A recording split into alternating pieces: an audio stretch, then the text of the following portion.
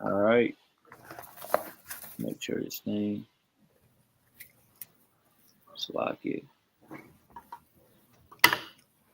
Is this is on YouTube? Mm-hmm. I'm checking it right now. You this on your phone? You on your phone or a laptop? No, I'm on a laptop. You know, I don't see the I see the stream yard Ah, back. oh, we smooth in. We smooth. Let's go. So, Shalom Israel, Shalom. We had some technical difficulties, but you know, first off, I want to give all honor and glory to Yahweh by Hashem, Mashakum Malak Yahushai. And we coming to you with another video this day on another folly day. When on the world on the left hand side they're doing Thanksgiving, but on the right hand side, we worshiping Yahweh by Hashem Yahushai. And in this video, we going into the part two, if you would say, taking initiative and the severity of it. And we're going to bring out a few accounts and a few precepts to go over. And most I want to just edifying to the nation. You got it, King. Khan, Shalom, Shalom. I'd like to give all praises, double honor, and glorification to the Most High Yahweh by Shema Mashiach Ramadak Yahushua. Like the brother said, there's a lot of madness going on, in these times right now, celebrating these folly days. But through the spirit, how we like to get down over here and watch for Israel, we like to afflict ourselves during these folly days and make mourning and complaints to Yahweh by Shema Yahushua for the evil, wicked slaughtering of our people that took place on this day. We not turning up. We not celebrating. We not feasting. We not partaking in people wicked festivities of the slaughter of our people. All right, we're gonna dive into this thing. We're gonna mourn. We're gonna fast. And we're gonna hop into these breakdowns, man. We're gonna do the work. We're gonna stay occupied and stay diligent in righteousness. Right. So, like the brother said, this part two, the taking righteous initiative, which is it's a beautiful topic through the spirit, because that's something that got to be done in Israel. You know, righteous initiative has to be taken. Somebody got to stand up and be on the Lord's side. Somebody got to dive into this thing with a mind to work in righteousness and sincerity, not out of pride, not out of seeking preeminence, right? Not out of trying to be Mr. Hotshot or Mr. Israel with a big eye and a cape on the back of you and a big eye in the middle of your chest. And you put your fist together and say, I'm him. No, that's not what it's about. It's all for the furthering of the church and the sealing of the elect and the pleasingness to Yahweh and Yahweh Shai. So we go dive right into this thing, right? What was you about to grab, King? 2 Samuel 6:6. All right, bet. Let me share it on the screen real quick. Con.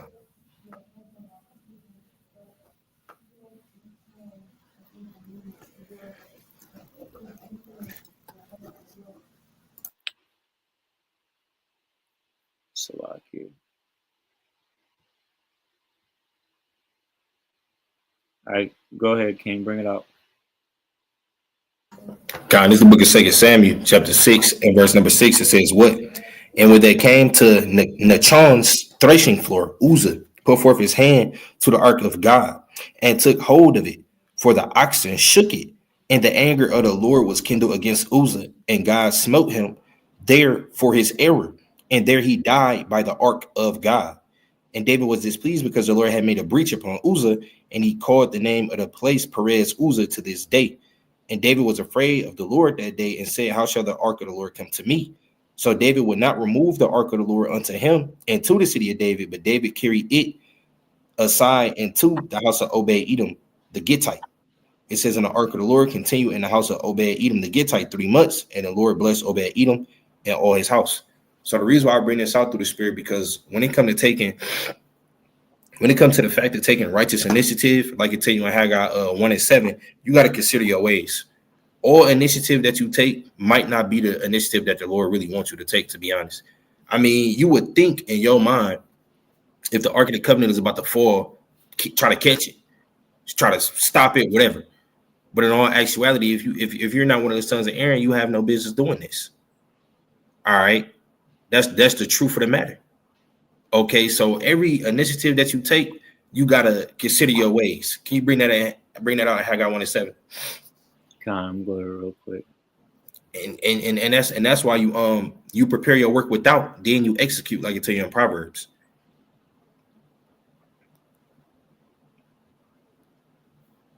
Let me just go to the blue letter.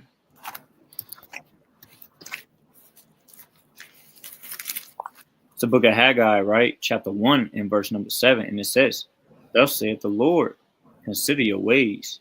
Right. So you want to consider your ways before you take your initiative.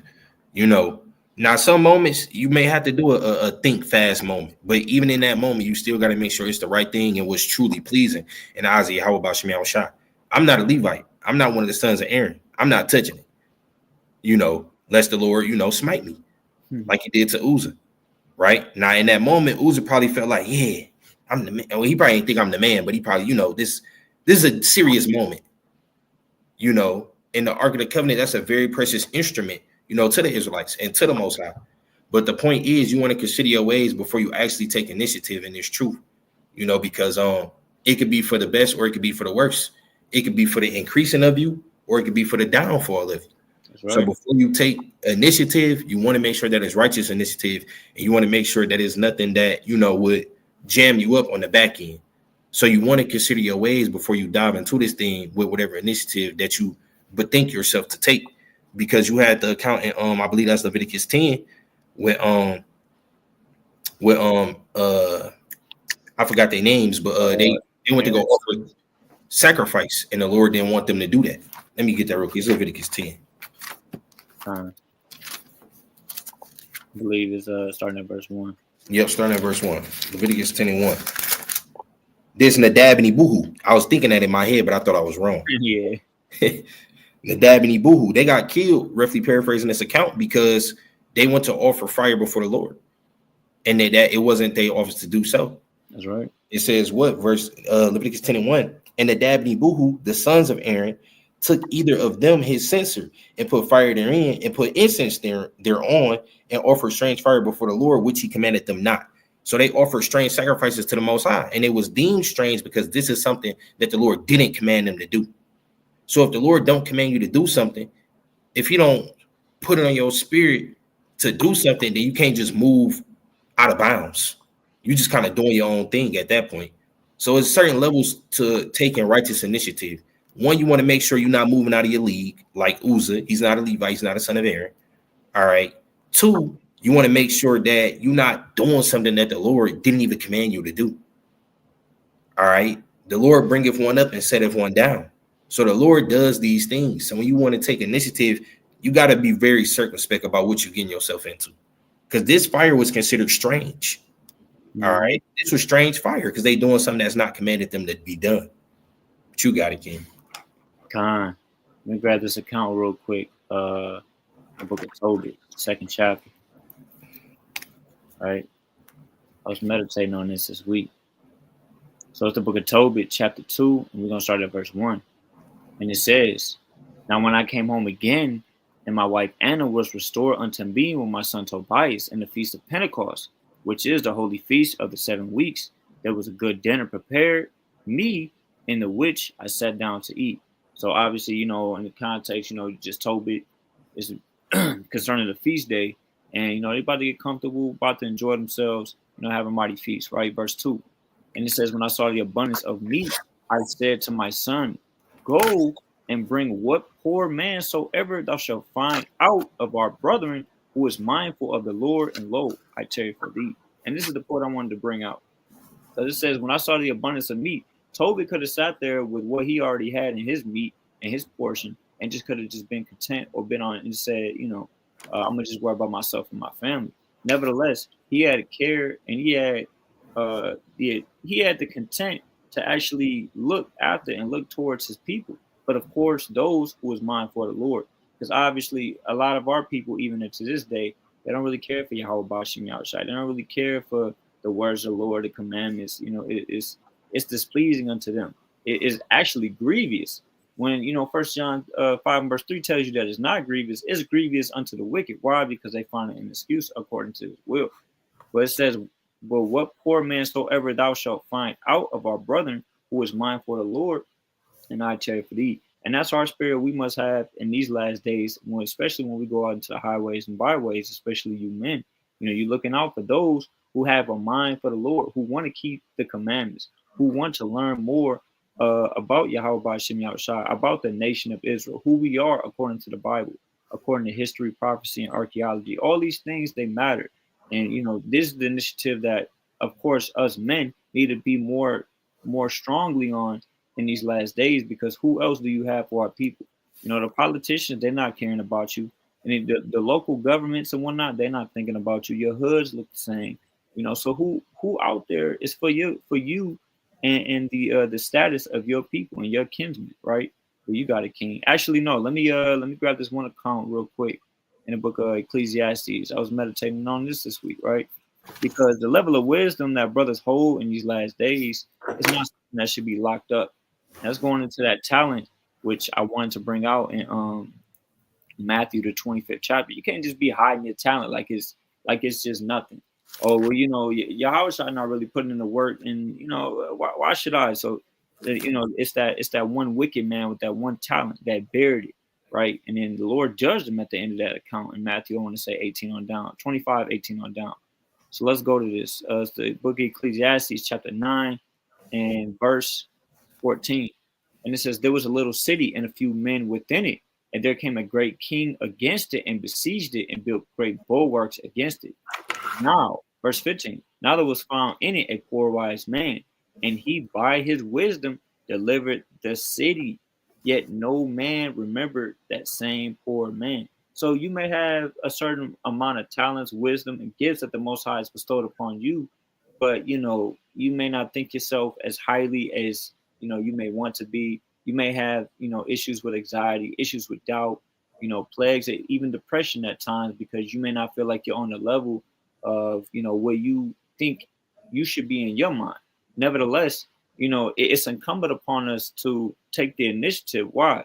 Because if no one gives the education, nobody will understand and learn and how anyone grow, right? It's incumbent upon us to do so, right? And the thing is, just say this is you in your particular camp. You may have an issue within your camp. You see it, you discern it and understand it. Nevertheless, and you have the wisdom to actually, profess this knowledge that you see, but nevertheless, you kind of hold on to it. You kind of like tuck it over and just wait. Well, I'm really not that guy. I'll wait. I'm gonna hold my peace. And it's not really my time yet. And in certain occasions, it may not be a time. The scriptures also say that as well. But nevertheless, you may not. You probably don't. You had to put it like this. It could be a time where the body may be dealing with a particular spirit or multiple spirits, and you may be able to save brothers if you open your mouth, if you take the initiative and help brothers in certain areas and make a game plan of what brothers should do moving forward, so they can help themselves and most importantly help the body to magnify Yahweh Bashem Yahushua, And it says what? Verse 16. Then said I, wisdom is better than strength. Nevertheless, the poor man's wisdom is despised and his words are not heard. Because guess what? This poor man never said anything. How could he have delivered that city? How could he have done anything if he just sit back and just got complacent and got stagnant where he was at, even with the wisdom that he had, no matter what level he was on? That's something that we should always understand in these last days, because sometimes it's easy to just be like, well, today's another day in the truth. So, all praise to the Most High. I mean, there's other brothers doing videos, so, I'll be okay. It's not really, it's not really on me. I'm not that guy yet. But once again, if you do not take the initiative, the education will not occur and nobody will learn. So you got that, King. Khan, I want to expound on that a little bit as well, and I want to grab a precept too. I'm gonna get Sirach 13 and 23 to because Khan. 23. I made a mistake. It says Sirach 13:30. Slack it. Sirach 13 and 23. It says what? Sirach 13 and 23. When a rich man speaketh, every man holdeth his tongue, and look what he saith. They extol it to the clouds. So when a rich man speak, everybody is I'm not even gonna say had an admiration, but when a rich man speak, what he says is in high regard. All right, just let me back off what Ezekiel brought out. It's gonna all tie in. It says what? But if the poor man speak, they say, what fellow is this? And if he stumble, they will help to overthrow him. So the point is, when a poor man speak, nobody really regard it. Like Ezekiel just brought out, when you go to Ecclesiastes 9, it says what 16? I mean, not 16. It says 15, how they didn't remember the same poor man. All right. And then it says, what? Oh, Verse 16. yeah, that's really all I wanted on that though. Yeah, 62 about how his wisdom was despised. But the point is, just because everything you should do should be in sincerity anyway. You don't need recognition. You don't need to be recognized for the works that you put in. This poor man, he didn't really it's safe to say he didn't really care what nobody thought. He hopped in there and made it happen through the spirit. He had the wisdom. So what if he was esteemed less or esteemed little? It doesn't matter. He hopped in there and he did what needed to be done so that city could be saved through the wisdom that he had. So when it comes to brothers, you don't have to be some high and mighty man with some elite chief of the chief rank. All right, that's not how this thing go.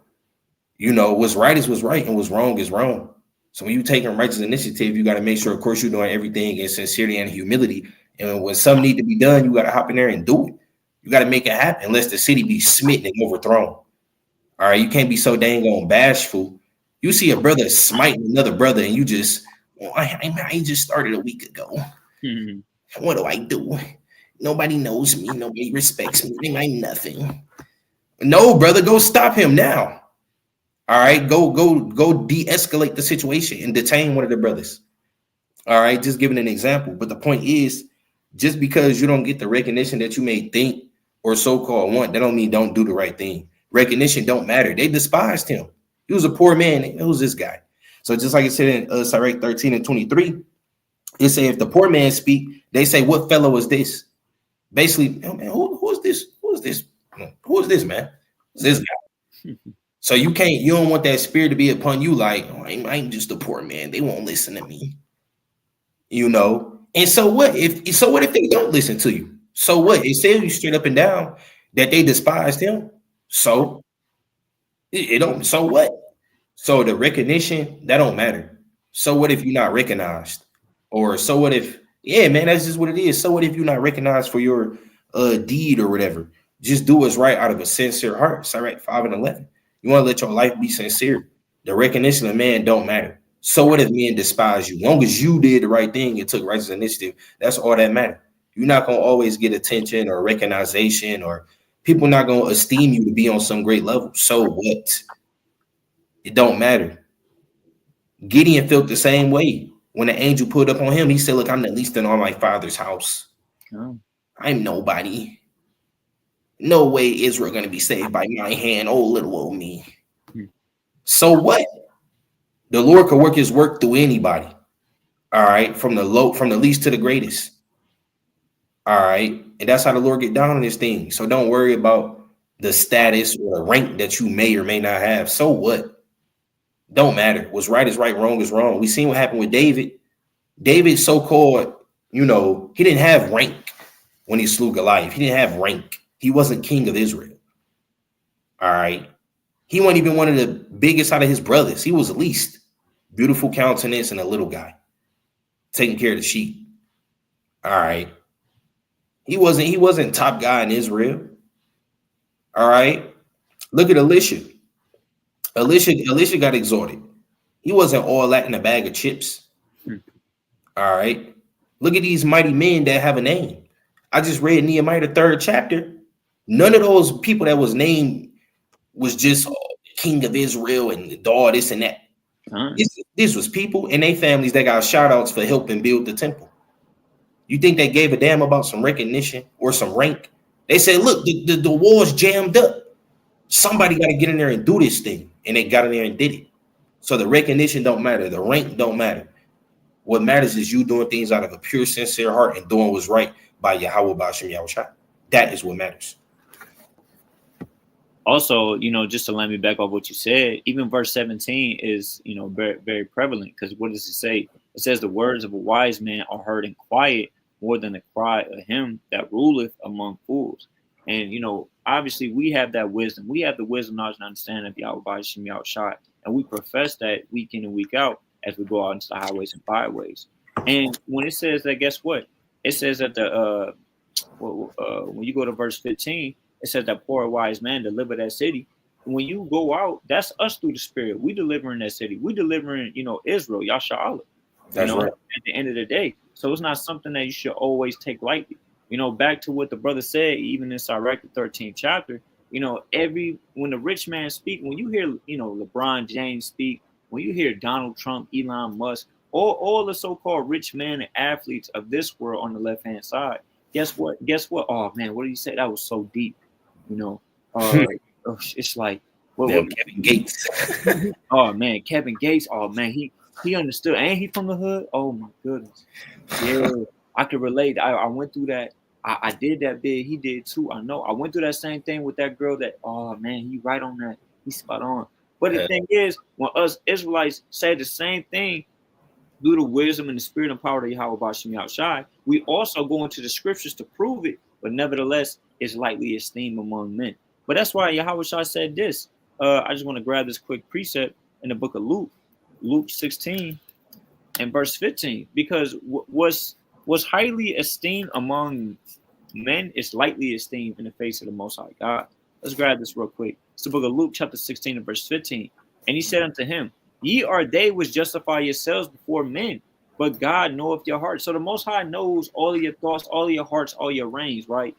And it says, For that which is highly esteemed among men is an abomination in the sight of the Most High God. So this ties into what brothers have been bringing up for the most part. All these, so-called politicians and entertainers and idols that people set up in this society, it's highly esteemed. Like, oh man, they said this, they about to be at this place. They put how much money here, so on and so forth. Like for example, even a week ago, not to digress too much, with Mike Tyson one night, a week or two ago, everybody and their mama was looking at that. Everybody was looking like, oh man, what are you about to do? I just about to go down. But instead of, when they profaned the Sabbath, those of us was keeping the Sabbath, right? But once again, just to make the quick point, these are just idols, right? That people are setting up. Mike Tyson sometimes, he got certain posts online where he like, okay, that's a little bit of philosophy, but where is he learning that from? He ain't learning from the Most High. He learning from carnal Edomites and carnal men throughout history. Quoting Alexander the Great. What are you doing that for? At the end of the day. But once again, if you've been blessed and chosen and bestowed the spirit of Yahweh Bashim Yahushai, you should take the knowledge, wisdom, understanding that you have at a great high ordeal, and don't take it lightly. Get yourself in order, get your mind in order, so you can be one of these men that the Most High set up, because He has chosen you from the foundation of the world. Right? And that's why it said the words of wise men are heard in quiet more than the cry of him that ruleth among fools. Because what did the Most High say ultimately? When you read through the scriptures, cry aloud, spare not. In the book of Isaiah, chapter 21, verse 6, it says, For thus saith the Lord, said unto me, Go set a watchman, and let him declare what he seeth. So, that it's all incumbent upon us to take the initiative to go out there and do so, and not to take it lightly, not to take your office lightly, not to take this work lightly, not to take one day at a time lightly, because as you're willing to serve the Most High, Satan is right there watching you, waiting to destroy you. You're trying to use your words, trying to use your actions against you, any little thing. So, that's why you got to be perfect and blameless to the best of your ability. And with doing so, you got to have integrity as well. So you got to be. Kind of quick precept. This is the book of 1 Samuel chapter 2. And I'm going to start at verse 6. It says, What? The Lord killeth and maketh alive. He bringeth down to the grave and bringeth up. The Lord maketh poor and maketh rich. He bringeth low and lifteth up. He raiseth up the poor out of the dust and lifteth up the beggar from the dunghill, to set them among princes and to make them inherit the throne of glory. For the pillars of the earth are the Lord's, and He will set the world upon them. So I bring this out to say the Lord deal with the lowly. Like the brother said, people esteem these men that's on so-called high levels. The things that people esteem to be on high levels is abomination with the Lord. The Lord actually dealing with the meek and the lowly for real. The Lord dealing with the poor for real. That's really who the Lord dealing with. And it said what? He raised up the poor out of the dust, meaning what? From that lower state. And He do what? He lifted up the beggar from the dunghill, man. So the Lord deals with exalting men from a lower state to a higher state. The Lord don't give a dang about these celebrities and these so-called uppity people of the world. He don't care. He don't care. You think the Lord care that LeBron James got $80 million and a billionaire and blah, blah, blah, blah, blah. He don't care about none of that. He don't care about the wisdom of this world. All right. He don't care about the things that man esteemed to be on so great, high and mighty level. The Lord dealing with the poor. Why you look at us? Look at Yashala. We are the poor. All right. But we rich in spirit. We rich in promises. We rich in covenant. We rich in glory. We rich in salvation. All right. The Lord dealing with us. We the most lowly esteemed people on this earth. All of Yasha Allah, the so-called black man, Hispanic man, and Native American Indian. We esteem as nothing as but spittle. But we rid of them guys through the spirit. Empower Yahweh Bashim Yahushua. That's we gonna be lifted up from the dunghill. We're gonna be lifted up from the dust. All right. They take what we say, they don't care, they throw it to the wayside. Them Negroes don't know what they talking about. They think they real Jews saying this, saying that. They ain't no dang on chosen people. These Negro don't know nothing. All right, that's cool. That's cool. You can feel that. You can feel that way. That's fine. But when the Lord exhort us, right, and y'all made no account of our labors, I can tell you wisdom of Solomon, we gonna see. That's the spirit. I was about to bring that out too, King. Listen, I'm gonna flip right to it. I'm right here. This is the book of Wisdom of Solomon, right? Chapter 5. It says, what? I'm gonna start at 3 just to get to the point. Wisdom of Solomon 5 and 3. And they repenting and groaning for anguish of spirit shall say within themselves, this was he whom we had sometimes in derision and in proverb of reproach. We fools accounted his life madness and his end to be without honor. How is he numbered among the children of God? And his lot is among the saints. That's what they're gonna say. They're gonna be confounded. What they say in the video talking about, you don't know what's going on. What's going on? He's confounded. Right. All right. They're gonna be confounded. And Lord willing, we be a part of that elect number. All right. And we get beamed up out of here and endure through the sacred wilderness, not as rebels, but as humble and obedient to Yahushua. All right. Because they're gonna be confounded, they're gonna be sick. That's what they say. That's what we like to say. They're gonna be sick about it. All right. Because they didn't account our labors worth nothing. They had us in reproach and proverb and byword. They was talking down on us, man. And even when you go to verse 1 through 5 is beautiful in regards to correlating it to taking the initiative, because it says, then should a righteous man stand in great boldness. And why would you have that boldness? Because you know how much work you've put in. You know how many great works you put in through the spirit, and you have confidence and faith in that. It says before the face of such that has afflicted him and made no account of your labors. So there are a lot of people, especially in the world, whether it be friends, family, even the wicked heathen, they don't know what's going on, and they don't really take account to it, especially in regards to our people, unless their eyes be open later on, through repentance, Lord willing. But nevertheless, they make no account of what you're doing. They make no account. Oh, he keeping the Sabbath day again. All right. Oh, he going out. He gonna be downtown again over there. At what time? Oh, okay. All right. But then what happens when, in regards to salvation, this same righteous man, as the scripture says, it says what? When they see it, they shall be troubled with fear and shall be amazed with the strangers of his salvation so far beyond all that they look for. So they don't even get. He traveling to what city to talk about again? Bro, it's that deep. They don't understand it. They don't understand how deep this ministry is, this work is. It tells you in the book of Nehemiah, chapter 4 and verse 19, that this work is great and large. This is the biggest construction project of all time. Why? Because it's of the Most High. The reconstruction and the rebuilding of the nation of Israel, God's chosen people, the sons of God, right? And it's not something you should take lightly. That's why, brothers try to push and exhort, to do videos, to fast. Most High willing, every brother and sister in their households is fasting today, especially on this wicked holy day, right? Verse 3, and they repenting, groaning for anguish of spirit shall say within themselves, this was he whom we had sometimes in derision and proverb of reproach. Because a lot of people will talk funny about you, get on you. Like, what you doing that for? A lot of people, you go to work, what you got on your shirt? Why you got them? Why you got drapes on? Why you got the carpet on? You got curtains on your shirt. What's that about? And that's why it says they are fools because they account their life madness and without honor. But nevertheless, what's going to be your end? So that's why taking an initiative is that much more important. And Most High willing through the Spirit, this has been edifying, because guess what? It's something that we got to do more and more in these last days. Put away the distractions, put away the folly, and start getting into these accounts of our righteous forefathers and foremothers, and understand that we should walk even as they walk. Right? You got it, King. Khan, let's get the book of Numbers, chapter 13 and verse 28. Dive into our mighty forefather Caleb.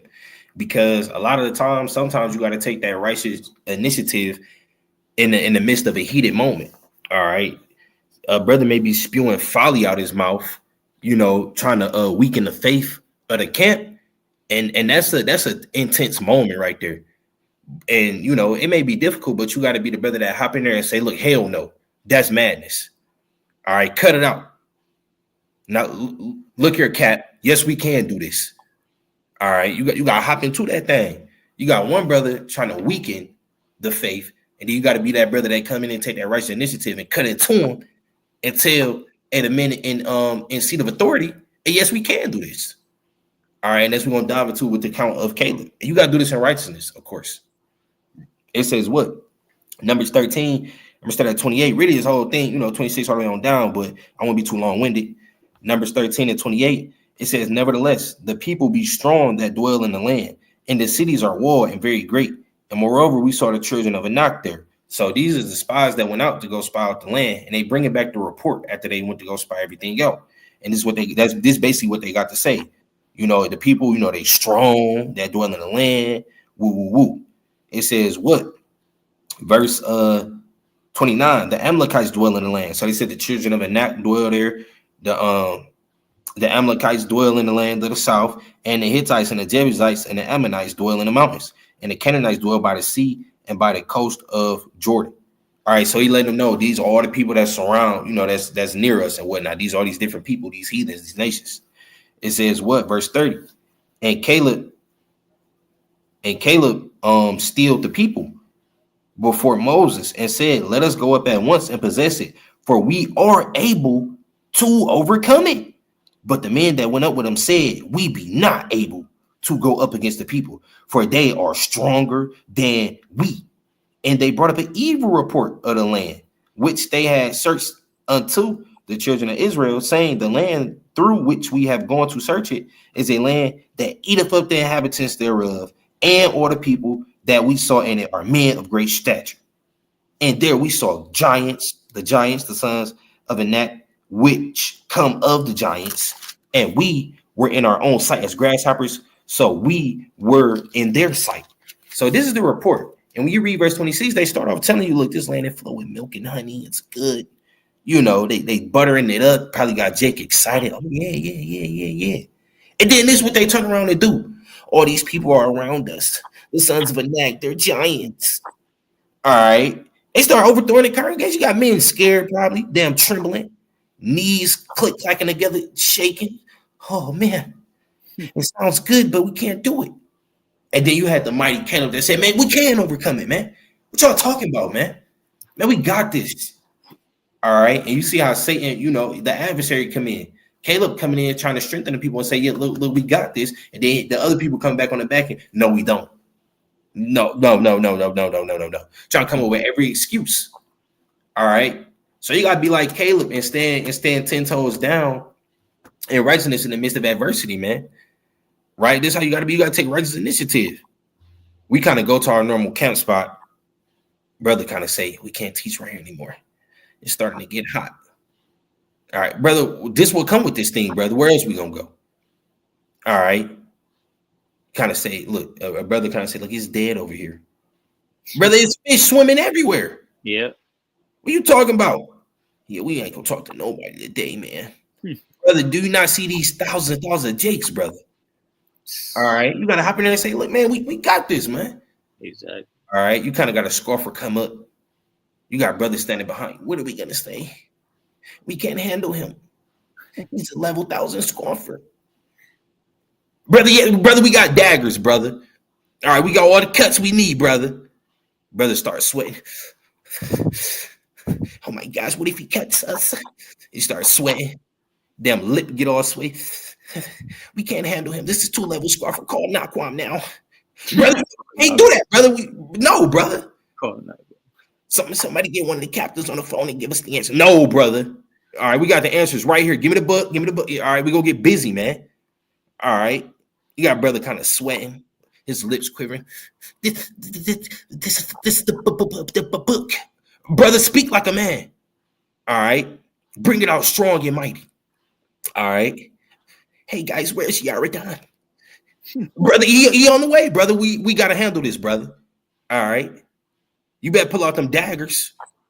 All right. So it could be any situation. I just give what's most relatable to Jake. Brothers don't understand. Brothers go to cap, so brothers know.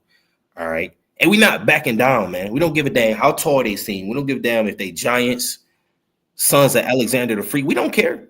We're gonna stand up. Because you really want to know what it is at the end of the day? It's not that, oh, we have to show that we're not weak or that we're not scared. It's about faith. That's what it's all about. See, Caleb had faith. That's what it's all about. It's all about your faith at the end of the day, man. David had faith. All right. Judas Maccabeus and the Mattathites, they had faith. Faith gonna drive you to take the righteous initiative. You're gonna have full righteous confidence in Yahweh Bashim Yahushua, and the Lord gonna come through for you. That's really what it's all about. It's not about, oh, we're not gonna tuck our tails and we have to show that we're not no scary guys. No, that ain't what it's about, bro. It's about having faith in Yahweh Bashim Yahushua, because our God can do anything. That's what it's about. And to let me back off what you just said,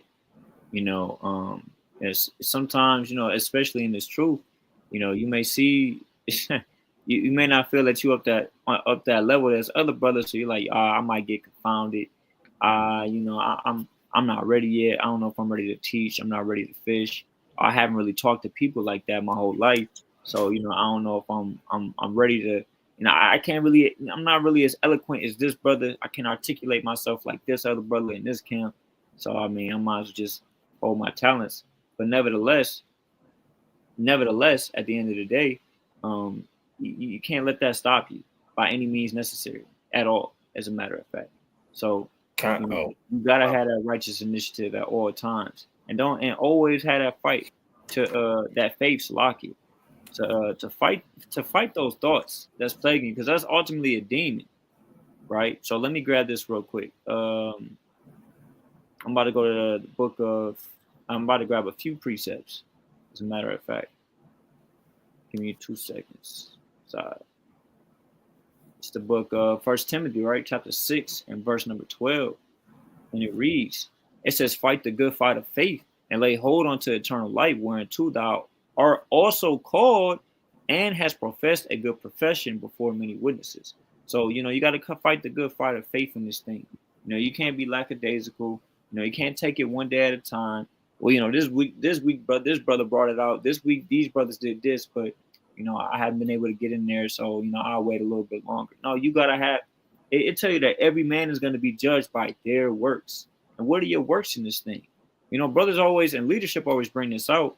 If this was the last day where you gave up the ghost, would you be confident and bold and sure enough within the works that you were able to do and profess within this truth? And if not, you got more work to do. You got a lot more repentance to build upon. And, you can't really take that lightly. As a matter of fact, let's grab this account in the book of Jeremiah, the 20th chapter. It's the book of Jeremiah, chapter 20, and verse number 8. It says, for since I spake, I cried out, I cried violence and spoil, because the word of the Lord was made a reproach unto me and a derision daily. And this truth is like that.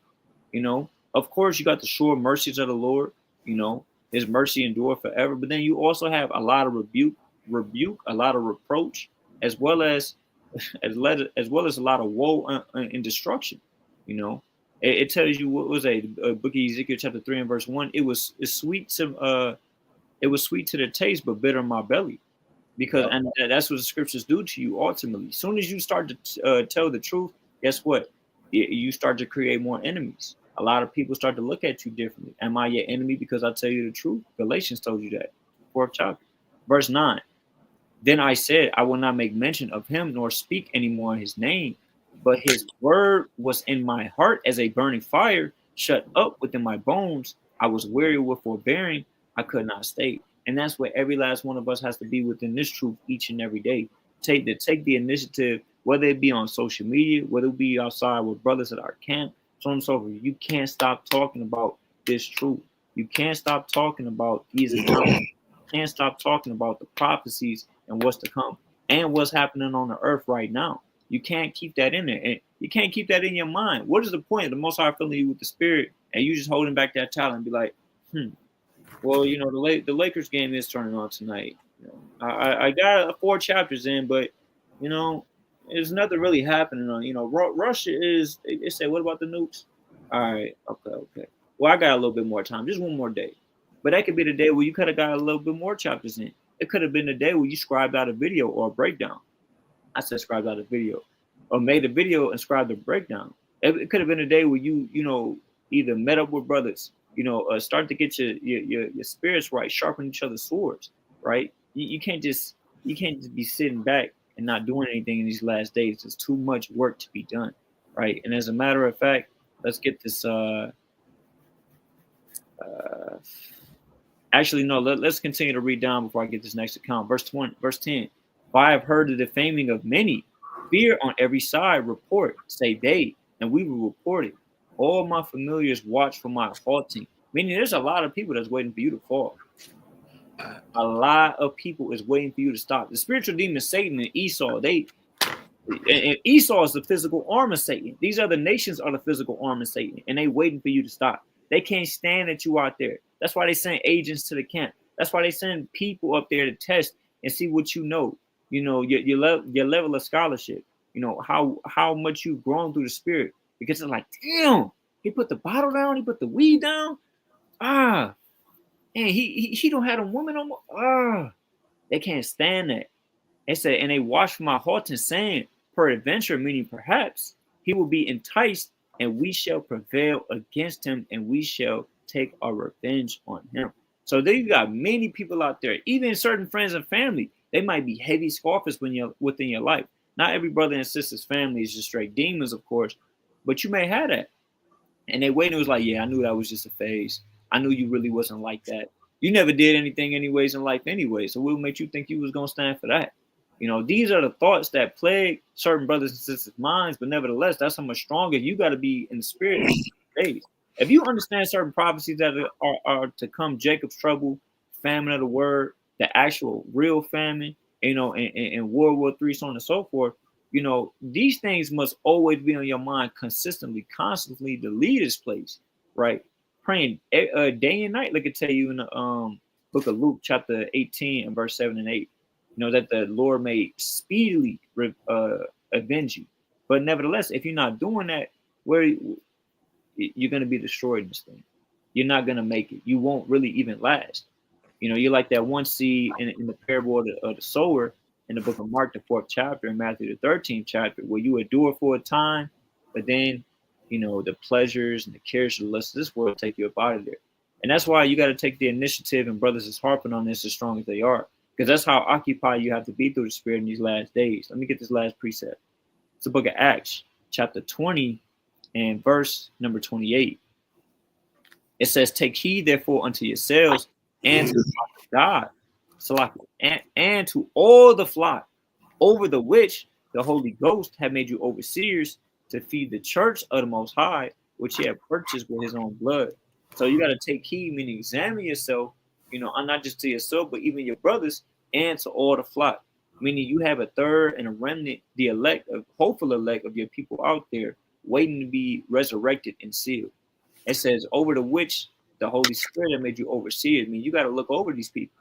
You got to take care of your people as well. It's not just about you. It's never just about you. No matter what level of talents and knowledge, wisdom, understanding the Most High has bestowed upon you, it's not just about that. It's about the rest of your people. Yahweh Shai never said, well, I never sinned. I'm good over here. Y'all doing that? All right. Now, he cared for his people. He was there to heal his people. He was compassionate and pitiful unto his people, And then he taught them when they needed to, and reproved them as well, And he always got on them when it was necessary at the right time, especially when it came to the apostles, concerning their faith, concerning particular works they should do and not do, so on and so forth. So how much must we be through the spirit, especially when the scriptures commanded us that we must walk after he walked, So this is not a light. It's not a light job, This is the highest. This is actually the highest paying job of anyone in the world. You don't get paid by the hour. You get paid by your life, literally, right? But it's in righteousness, to Yahweh Shem Yahushua. So you got a king. I just want to let me back off that real quick. Book of Luke, chapter 2, and verse number 8. It says, and there were in the same country shepherds abiding in the field, keeping watch over the flock by night. So, and the Most High didn't set up many shepherds. He didn't set up many mighty men that watch over the flock by night, and they abiding in the field. All right, they watching over the flock, keeping diligent watch. The flock is Israel. That's Jeremiah 50:6. We is the sheep of the Lord. All right, and the shepherds is all the mighty men. That's I believe that's First Peter the fifth chapter, starting at verse 1 on down, if I'm not mistaken. And that's a big deal, because what's that nighttime? It's nighttime right here. It's that darkness. It's us being, in this evil world. That's nighttime. You read about that in I believe that's First Thessalonians, the 4th chapter. It say we not children of the night, but we children of the day. But we in that spiritual nighttime right now. So you got these shepherds that set up that the Lord has essentially put the spirit in to take righteous initiative and take care of his flock. So as being a shepherd, we all shepherds in a sense. You're a shepherd over your household, right? You a shepherd, you're your brother's keeper. You got a sheep, got to look out for another sheep. What if you see the wolves coming? You ain't gonna make no noise. That's madness. Yeah. You better bleat till you can't bleat no more. That was First Thessalonians, the 5th chapter, King, by the way. I meant to tell you that. It's the 5th chapter. I made a mistake and said 4. It's the 5th chapter. Said we children of the day. Let me grab that real quick. Yeah. 5th chapter, I want to say verse 3 on down. 4, it tell you that we're not in darkness, that day shall overtake us as a thief. But what I really wanted was about really 5 on down. It says what? First Thessalonians 5, ye are all children of the light and the children of the day. We are not of the night nor of darkness. So really, we sheep that's in a land of darkness right now. We in a spiritual nighttime, but we not really of that darkness for real. We really children of the light. And the shepherds that the Most High set up, they men of the light, all Lord willing, man. Lord willing, they elect mighty men. And it's their job to take care of the flock, to take care of Yasha, to feed them. Why you think brothers so on fire with the breakdowns? Brothers do unlimited amount of breakdowns, man. I'm led to believe they don't even realize it. Hey, but we as sheep, we getting fed. We know how much cud coming towards us. All right, brothers is extremely on fire. Breakdown at the breakdown. It don't stop. Brothers is diligently watching over the flock by night, like you said in Luke 2:8, man. Right, but if you're done with that account, I got another one, King. I'm done with that account. I just went to First Thessalonians 5 for you. And what you got next? Acts 13 and 35. Acts 13, 35. Another account of taking that beautiful righteous initiative. I was about to say just a quick point. When it says you are all the children of light and the children of the day, we are not of the night nor of darkness. That will land me back off 1 John chapter 5 and verse 19 when it says that, and we know that we are of God and that the whole world lieth in wickedness. And today is a perfect example of that. A lot of people today, and they can't wait to go, to wherever and just do whatever type of madness, folly, and vanity they about to get into, right? They can't wait to, like the brother Gabar said last night, had that long walk and walk out the house and whatnot. But nevertheless, you got brothers right now making breakdowns, going over the scriptures, bringing out the precepts of what the initiative that we have to take on these last days. There's no ifs, ands, or buts about it. So let's get this account real quick. Acts 15 and 35 through 36. That's facts, man. That righteous initiative has to be taken. It has to. Because who else gonna do it? Yeah, who else gonna do it? Nobody gonna do it. Your uncle not gonna take righteous initiative. All right. He gonna send you to the club until you get on some women. All right. That's not righteous initiative. Your family not gonna tell you, they're not gonna encourage you, they're not gonna strengthen you to be more on fire, to keep your head in the game and keep enduring. They don't care. All right. Just a quick point on that, King. Just the other day, yesterday when we was at work, it was like, I guess the lottery was on Tuesday, and I had an older Jake at work. He was telling me about, it's 400 million. If I get this, I'm out of here. I'm gonna send you some cheese your way. And then he was saying, he was like, I'm gonna have the what in the house. I'm gonna tell all the guys to come over, like a whole bunch of women. And he was telling me this. He was like, but Zeke, you gotta leave a good book at home. And I was like, that's evil. That's madness. That's evil. And this is the folly that the world has come to, and it's just getting worse and worse. Where it's like, you really have to get into that spirit as well, where you have to be literally vexed with the filthy conversation of the wicked, like I tell you in 2 Peter chapter 2 and verse 7. You literally have to have the initiative mindset to be like, you know what? When people approach me, I'm not dealing with that. I can't even laugh at it. I can't even entertain it, because they know that if they come at you with that, they'll be comfortable. They're gonna be content. Like, yeah, I know he's down with this. So you really have to leave this world behind, truly. No, you do. Deliver every man his soul, like it tell you in Jeremiah 51:6. Well, you got it, King. That happened to me at work the other day. Jake walked up talking about celebrating Thanksgiving, man. Right? He walked up and said, he kind of said the people in the office said you gonna be there. I said, hell no. He said Jake, of course he's coming in the spirit of folly. He said the people in the office said you gonna be there at the Thanksgiving party. I said, hell no, they ain't tell you that. I said I'd never be there. He talking about, what he asked me? He said, so what you gonna be doing on Thanksgiving? I just ignored him. And they be sick. They be so sick. I told him, then I responded to him again.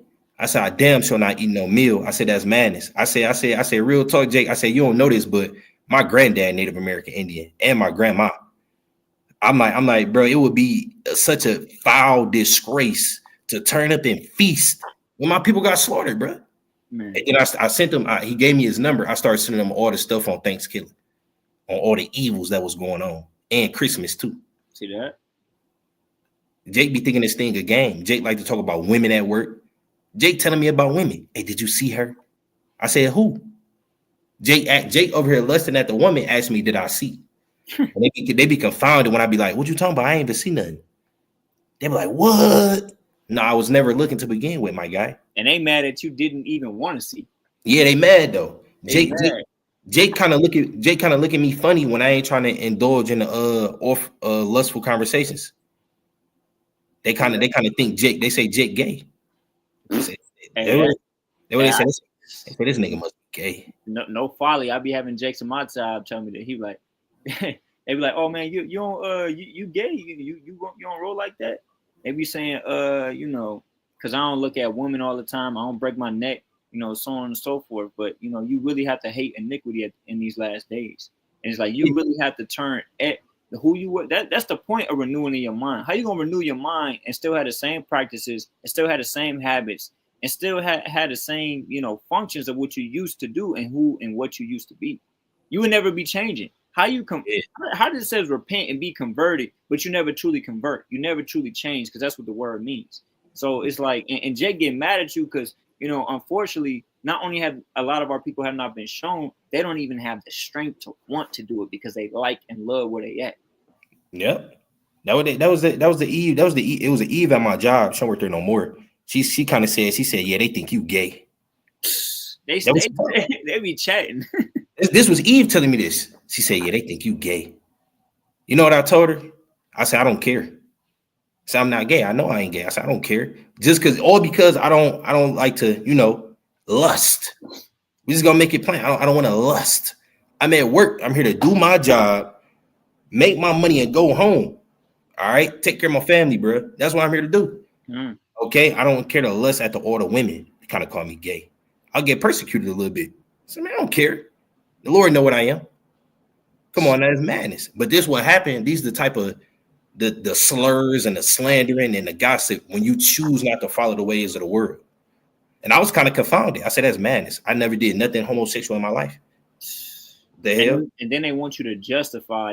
You got to justify yourself in that moment for them, for their aggrandizement and appeasement. Like, okay, now I know it's the truth. He just, he roll like that. Don't worry, guy. Like, you got to try to justify yourself on the left-hand side. Like, nah, bro. You can't fold for nobody in this truth. Yeah. It's madness, man. But yeah, that's Acts 15 and 35 through 36. I'm here, King. This is the book of Acts chapter 15. I'm going to start at 35. It says, Paul also and Barnabas continue in Antioch, teaching and preaching the word of the Lord with many others also. So they don't fire, they zealous, they doing the work. They bring it out, they teach, they preach. It says what? They labor mightily. Verse 36. And some days after, Paul said unto Barnabas, let us go again and visit our brethren in every city where we have preached the word of the Lord and see how they do. And that's beautiful, righteous initiative right there. Paul said, look, let's go put this brick in times 2. Let's go visit all our brothers and see how they doing. Now, this is fire initiative right here. This is righteous initiative. See our homeboys in the world. Let's get crispy. Let's get fresh cuts and go to the club. Let's go slide on women in the downtown area. Let's go freak off and do a 2-man, a 3-man, an 8-man. All right. Let's call up Brianna and her homegirls. You call up Keisha. I'll call Brianna. All right, and you call up Taylor, and you call up Jalen. All right, and then you got the Eves on. Yeah, call Dre, girl. Go hit up Dre and Lil Trey. That's the initiative that they take in the world. When you got Almighty Forefathers taking righteous initiative, let's go do the work. Let's go run a lap around all the churches, man. Let's strengthen our brothers. Let's see how they doing. Who need edification? Who need breakdowns? Who need prayer? Who dealing with this? Who dealing with that? That's the righteous initiative that you take. And that's what we see in the scriptures. You call a brother up. Hey, Ak, you trying to fast? You trying to read this chapter with me? Hey, Ak, you trying to go travel to St. Louis? You trying to go to Baltimore? Brothers trying to pull up on the brothers in Chicago. What y'all trying to do? All right. Instead of calling your damn line, talking about come get a plate, baby. You know what today is. I made your favorite dressed cranberry sauce, stuffed turkey. All right. We don't want that. That's not what we're looking for. We want to take righteous initiative like our forefathers. These is the beautiful examples that's given unto us. Paul, he straight up told Barnabas, he said, look, what you trying to do, man? Let us go again and visit our brothers. Every city, man. Not just one, not just every city, man. Where we done preach the word of the Lord at, and let's see how they doing. And that's brotherly love right there. How many brothers you know at the drop of a dime? All right, look, we going this weekend. All right, everybody pitch in with a little bit of gas money. We out. We gone. We about to go see how the brothers doing everywhere else, man. We're gonna labor with them. We're gonna bring it out mighty with them. We're gonna have a good time with brothers. Right? This is called righteous initiative right here. Okay. You could do this at camp. All right. I remember one time Mariah told me to do it at camp. He said, look, tell brothers, confess what they dealing with. And brothers come up with a game plan on how to tackle these demons, man. Do it in the quabatage, drop it in the chat. And then I kind of did it, and it went extremely well. Every brother brought it out. Look, man, Lush jamming me up lately, man. I'm trying to get my head back in the game. Then another brother kind of said, look, slothfulness has kind of been attacking me, man. I just been BSing around, man. And then another brother said this, and that. So taking righteous initiative is a beautiful thing. And it all started, and that's how the Most High drop his seeds. He drop a seed, then another brother tell you to do this, and then you do it, then the Most High water it. That's literally how it went. All right, drop the seed, then I listen, then I drop the seed, and the Most High watered that thing. And then brothers was bringing it out, and then brothers throwing up hella prayers for brothers that day. That was a very fervent day of prayer, praying that brothers overcome everything that was dropped, everything that was confessed. We praying that brothers overcome that. And that was a while ago, and brothers doing better to this day. Now, of course, the fight never ends, but through the spirit, that's where righteous initiative gets you. It gets you results, good results at that, righteous results. All right, you got it, Zeke. I was about to say, it tells you the effectual prayer of a righteous man availeth much. So, of course, you deal with a lot of things within this truth, especially us as men, in our own everyday lives, whether brothers got households, whether brothers are single. Nevertheless, it's a lot of things that brothers deal with on a daily basis. I was talking to a brother just yesterday about how not just myself, but how he's dealing with, certain things within our job right now, with certain, supervisors and, people at the top brass, where they keep scoffing, they keep vexing each and every day. And you never know what a brother might be dealing with and going through. And, it's good to, pray for that brother, see if you can even help him, in any regards, in any way spiritually, right? Because we're all in this together. And that's the initiative and the mindset each and every brother should take in these last days, because it's not just about each and any one person. It's about the whole nation. It's about everybody, and one, you may have, you got to think just for a quick example, even when you think about King David, he had a prayer after the Most High, man, after the Most High's heart, but nevertheless, he slipped up once. And then guess what? It was the decimation of the nation after that. And now it's his son raping his daughter, his son sleeping with his concubines, his son's trying to kill him, his own counselors trying to come again. It's just and then it was a trickle-down effect right after that. So that's why, taking the initiative in righteousness is so important in these last days. And Most High willing, this has been edifying, to those who may hear. Go ahead, King. Quick point too. When you sign up for this truth, when the Most High put the spirit on you, coming to this truth, and you hit the highways and hedges, you signing up to take a righteous initiative right there for you to stand bold for the words of the Lord. And what made me think about that is Numbers, the 14th chapter with Joshua, when he stood up and said something too, right after Caleb. And you know what? The congregation was ready to stone them. All because they took righteous initiative and said, we really can get the land. Just let me get that real quick. This is Numbers 14 chapter. I just flipped to it. Numbers 14, and I'm gonna start at 5. This is the book of Numbers, chapter 14, and verse number 5. It says, what? Then Moses and Aaron fell on their faces before all the assembly of the congregation of the children of Israel. And Joshua the son of Nun and Caleb the son of Jephunneh, which were of them that searched the land, rent their clothes. And they spake unto all the company of the children of Israel, saying, the land which we passed through to search it is an exceeding good land. If the Lord delight in us, then he will bring us into the land and give it us, a land which floweth with milk and honey.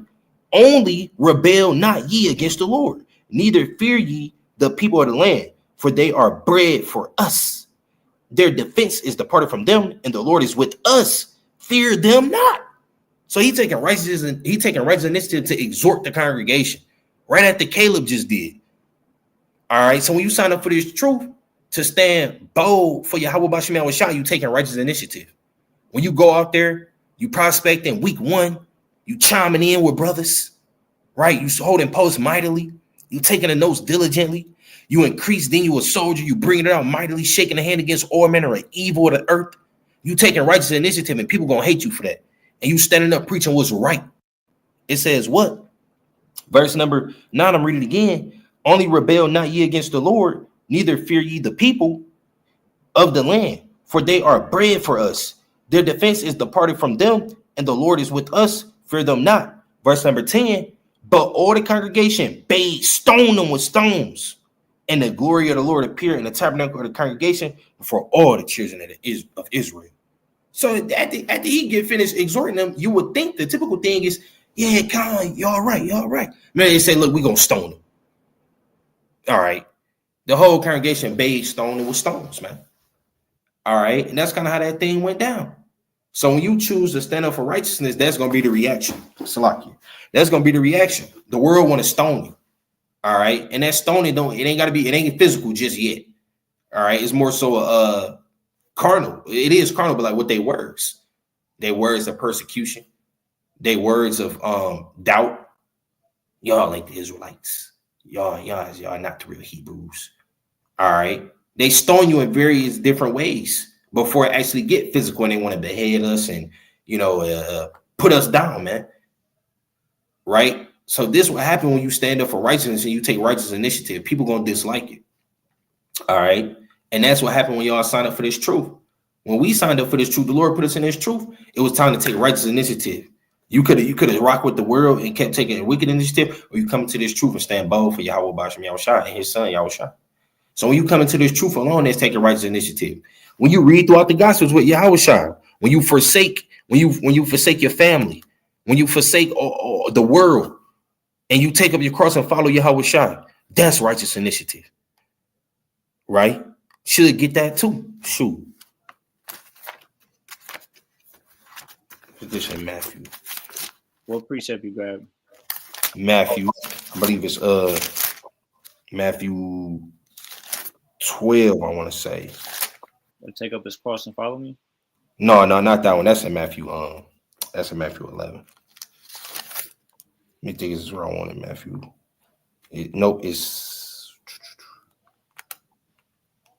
That's 10 and Matthew 11 talk about taking the yoke. Matthew 10 is that's talking about the cross. That's what I meant. I made a mistake and said 11. But yeah, Matthew 10 and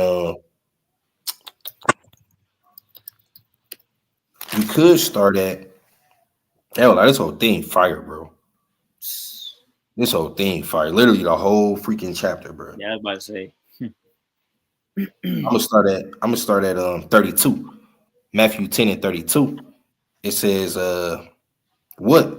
Whosoever therefore shall confess me before men, him will I confess also before my Father which is in heaven. So even confessing Yahweh Bashim Yahushua and Yahushua, that's taking righteous initiative. It says what? Let's keep reading.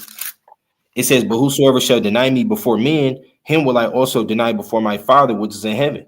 And that's deep right there. That go to show you how powerful it is to stand up for what's right. Because you stand up for what's right can either get the son of man on your side, can get your house shot on your side, or you can get him against you. And if he against you, then the Lord against you. And then now that I just read that, that just made me think about 2 Ezra 2:40 on down. These is those who put off the mortal clothing that stood stiffly for the name of the Lord. Uh-huh. That's also taking righteous initiative. It says, what? Verse 34, think not that I am come to send peace on earth. I am not come to send peace, but a sword. For I am come to set a man at variance against his father, and the daughter against her mother, and the daughter-in-law against her mother-in-law.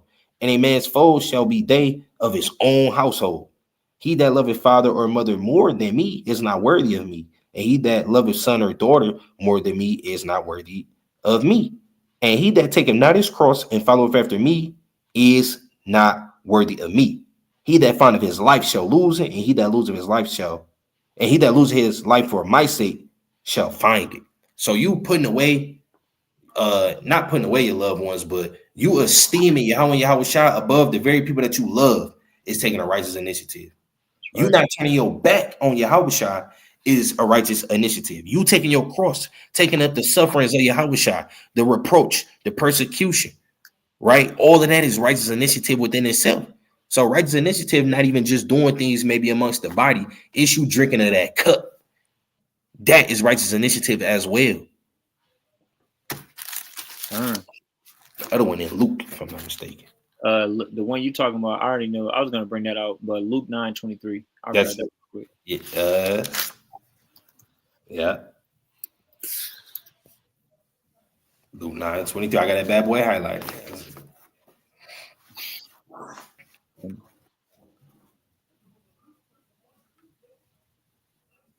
I'll read it. It says, and he said unto them, if any man will come after me, and let him deny himself and take up his cross daily and follow me.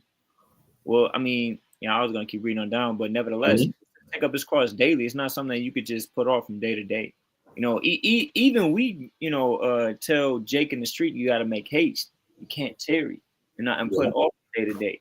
So it's like, how much more are you in this truth, knowing and understanding the will of the Most High through Yahushua, and you taking it lightly, you lightly esteeming it, and maybe even lightly esteeming yourself, which would, then lead to what, you not taking the truth as serious as you ought to be. Maybe you playing the game a little bit more. Maybe you binge watching TV a little bit more. Maybe you just working out too much. You just can't stop. Or maybe, you just putting too much hours at work, and you put more hours at work above, this truth. Not understanding that the Most High gave you that job to take care of everything. The Most High gave you those funds and resources to be able to provide for yourself and provide for the body. But nevertheless, you got to take up this cross daily and follow him. Because for whosoever will save his life shall lose it. But whosoever will lose his life for my sake, the same shall find it. Verse 25. Actually, let's read that again. It says, for whosoever shall save his life shall lose it, but whosoever will lose his life for my sake, the same shall find it. So you got to lose your life for Yahweh Bashim Yahushua in this truth. It's not an easy walk. Why do you think Paul calls himself the prisoner of Yahushua? All of the things when you read in 2 Corinthians chapter 11, I want to say 23 on down, that those was not easy, going through tumults daily. It said tumults often. One night, I'll probably grab it after this. Being naked, being hungry, thirsty, fastings often, imprisonments, beating, stripes, shipwreck. I was literally about to say that. Shipwreck often, fasting often. All these things he was doing. So what makes you think? You got to think, in the world, you was just serving Satan all day, all the time, 24/7, nonstop. Soon as you got up, soon as you went to sleep. But now you do Yahweh Shai, you got to do the same, but in righteousness. That's right. And if you don't understand that, how are you gonna understand this truth? How are you gonna understand the gravity that it actually holds, not just within yourself, but the whole nation? You actually won't. And like brother said earlier, you probably won't make it that long.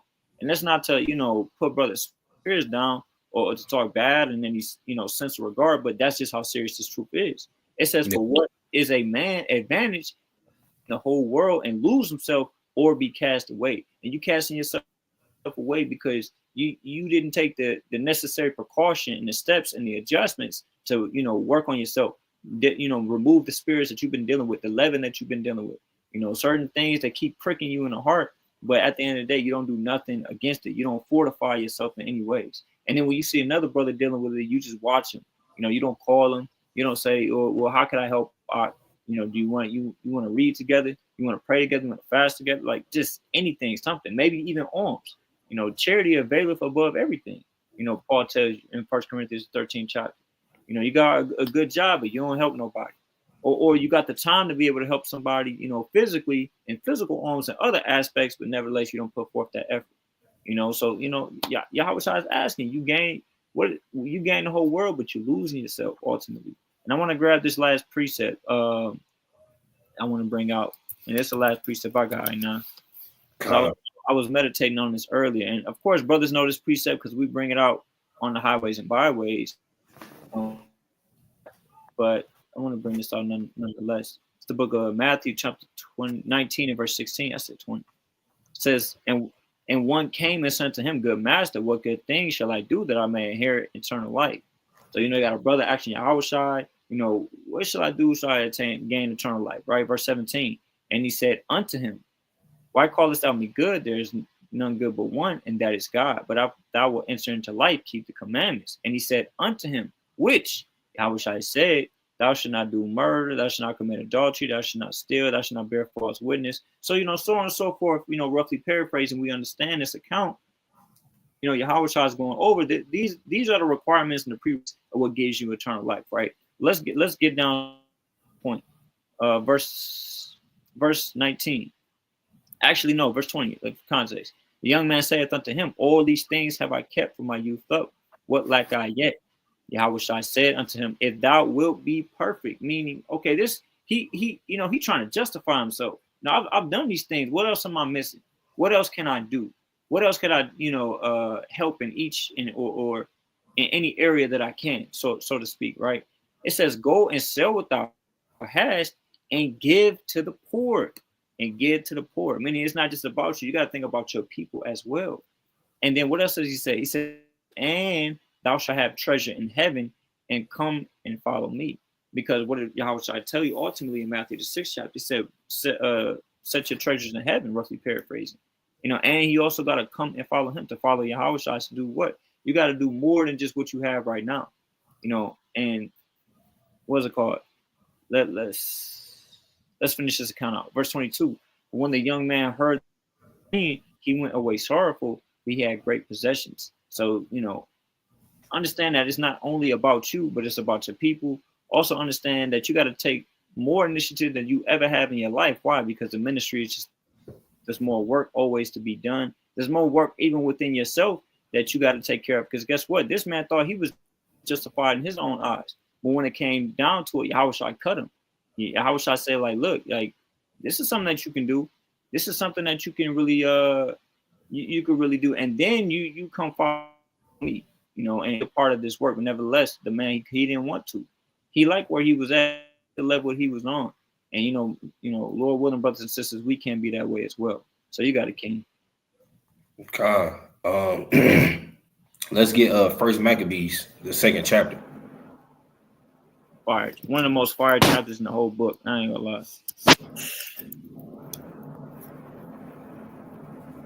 You start at so like let me flip with you. First Maccabees, you can start at say 19. All right, so second Maccabees. No, Slack it. First Maccabees. First Maccabees, yeah. I mean 6 seconds. Slack it. Malachi had text me, my bad. You good, King. So book of First Maccabees, chapter 2 and verse 19. Then Mattathias answered and spake with a loud voice, though all the nations that are under the king's dominion obey him and fall away every one from the religion of their fathers and give consent to his commandments, yet will I and my sons and my brethren walk in the covenant of our fathers. You see that? And that's fire. That's righteous initiative again, because in the midst of everybody else going off, you got to be the one brother or sister or even child that stand up for righteousness and do what's right. Because at this time you had the Hellenization coming upon the Jews. All right. This was Antiochus Epiphanes the 4th, if I'm not mistaken. When you going to? You know, he was persecuting them and Hellenizing them, and it was a one-way street. They didn't have no other option. Get down with the way of the freaks, the Greeks, or die. All right. So you had a lot of Israel that was they was just giving in. But even when everybody doing wrong, even when everybody else got all manner of hope just lost, you gotta be that person that say you gonna have to slam your damn fist on the table and say hell no. All right, that's what Mattathias did. He did what he answered because they tried to entice him. They said, "Look, you'll be up there with the king. You'll be his right hand man and whatnot." You know, when you go up, because 17, they knew the weight that Mattathias held. So when you read 17, they say, "Look, you're an honorable man. You're a ruler amongst the Israelites. You know, you're a great man in this city. You know, you're strengthened, sons, brethren. You know, be the first person to do the king's commandment." And that's the crafty counsel of the so-called white man. All right, in this day and time, that's the crafty counsel. They like to get the top guy, so-called, get him to break, bend, and fold. Then everybody else will fall like dominoes. Because if the guy that's strongest out of all of y'all, if he listen, I mean, what do you think everybody else is going to do? All right, that's typically how that goes in life, in the world. That's just how it goes. All right, but in Yasha'Allah, it don't matter. One person could do wrong, so what? They ain't got nothing to do with us. We got to keep pressing forward towards the mark. We don't give a damn if he the king of Israel. He going off. We ain't dealing with it.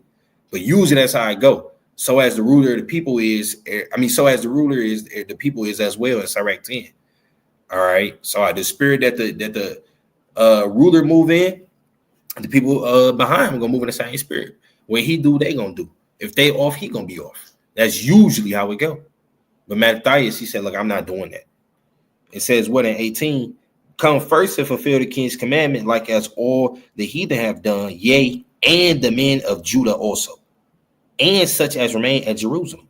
So shalt thou and thy house be in the number of the king's friends, and thou and thy children shall be honored with silver and gold and many rewards. So he basically told him, sell out. Literally. Sell out. He literally told him to sell out. We give you money. You'll be the king's friend. You'll be a celebrity. All right. He basically he pulled a recruiter moment. We got a contract for you here, sign the dotted line. 4-year contract for 130 million. Sign here. All right. Everybody else did it. You do it too. All right. You Mattathias said no. He said, I'm not selling out. I'm not bending over backwards. You out of your goddamn mind. All right. He said, look, me and my sons, we rocking out for righteousness. And we're going to stand up and keep these commandments. That is what you call righteous initiative right there. It says what? Verse 21. It says, Yahweh forbid that we shall forsake the law and the ordinances. We will not hearken to the king's words to go from our religion, either on the right hand or on the left. And when you go into the right religion, it just means practice. No, this is not saying the truth is a religion. No, keeping the ways of Yahweh, this is not a religion. The word religion means practice. Look into the etymology if you don't believe me. Go search it out for yourself. Got to clear that up. So no, Jay, not they go to word religion. I knew it was religion. No. Cool it, brother. Sister Scoffer, cool it. It says what? Now, when he had left speaking these words, there came one of the Jews in the sight of all to sacrifice on the altar, which was at Modin, according to the king's commandment. Which thing when Mattathias saw, he was inflamed with zeal, and his reins trembled. Neither could he forbear to shew his anger toward the judgment. Wherefore he ran and slew him upon the altar. Verse 25. Also the king's commissioner, who compelled men to sacrifice, he killed at that time, and the altar he pulled down. Thus dealt he zealously for the law of Yahweh Bashem Yahushai, like as Phinehas did unto Zambri, the son of Salom. Verse 27. And Mattathias cried throughout the city with a loud voice, saying, whosoever is zealous of the law and maintaineth the covenant, let him follow me. So when he stood up and took a righteous initiative, he said, whoever on the same type of time, come with me, man. All right. So this is what righteous initiative gets you, man. A brother stand up for what's right, boldly, zealously, and he say, whoever else on the same type of time, we out of here. We about to go serve Yahweh Bashem Yahushua.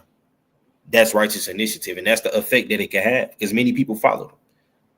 Many people followed after. Many other brothers and sisters and children were zealous. So this is what happens when you take righteous initiative. Stood bold. This is a good example of righteous initiative. You got men trying to compare you to be evil, wicked, and off, and you say, no, you're going to be righteous, holy, and pure, just and devout and undefiled before the eyes of Yahweh Bashem Yahushua and his son Yahushua. and they stood up for what's right. And not only that, after they stood up for what's right, they said whoever else want to stand up for what's right. So he set the tone. He set the tone, and everybody else follow along, right? And that's beautiful. All right. Now I know if you ready to close out, King. Yeah. I only got just this last thing in the same chapter when you keep going on down. Okay. Um, Wrap it up with this. It says in verse, I'm gonna jump down all the way to verse Maccabees chapter 2 and verse 50. It says, "Now therefore, my sons, be ye zealous for the law and give your lives for the covenant of your fathers." Right? In verse 51, it says, "Call to remembrance what acts our fathers did in their time, so shall ye receive great honor in an everlasting name."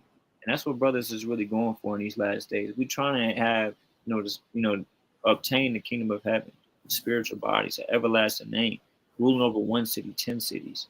Like Yahweh said. These are the things that were written for our learning. That's why it says called to remembrance. We're always supposed to remember these things. Israel, even when you read throughout the scripture, sometimes they forgot certain things and they had to be reminded by particular prophets.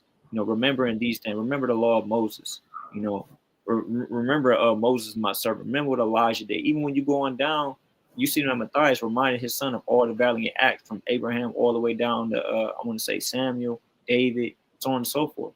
Elijah, so on and so forth. All these things we always got to call them our remembrance, and the initiative that these men took and the levels that these men were able to reach and obtain. Why? Because they honor and respected and care for not only their people, but ultimately were servants of Yahweh Ba'Shem Yahushua. So, and with that, Israel, we bid you shalom. Most High willingness has been edifying. All praise to the Most High. Lord willing, this was edifying to brothers and sisters and even children through the Spirit. Lord willing, this was very edifying. And Lord willing, this sacrifice was pleasing in the eyes of Yahweh Ba'Shem Yahushua, right, and his son Yahushua as well. And Lord willing, this could stir up brothers and sisters' spirits and children's spirits in righteousness to take righteous initiative to ultimately do what's right, man, and to please Yahweh Yahushua, right? So, nevertheless, we'd like to give all praises, honor, and glorification to the Most High Yahweh, Bahashem HaMashiach, Wamalak Yahushua, Barakatah, Shalom. Shalom.